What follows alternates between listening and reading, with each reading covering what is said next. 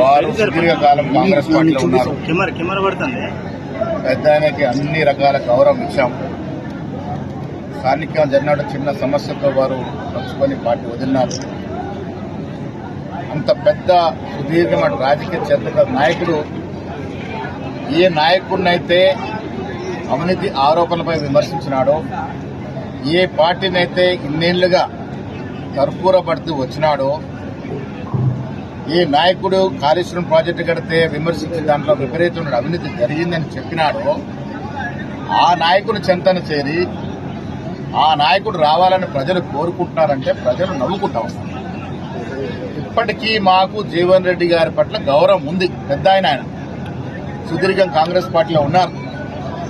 కానీ వారు పోయిన పార్టీ ఆయన తప్పు చేశారనే మాట మాత్రం చెప్పక తప్పదు. ఆయన లెక్కలతో సహా తీసి బీఆర్ఎస్ 10 ఏళ్ల హయాంలో ఈ రకంగా అవినీతి జరిగిందని మాకన్నా ఎక్కువగా పెద్దగా లెక్కలతో సహా చూపినటువంటి వ్యక్తి జీవన్ రెడ్డి గారు.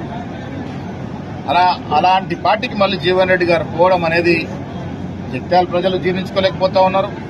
మాకు కూడా అర్థమవుతుంది. Thank you.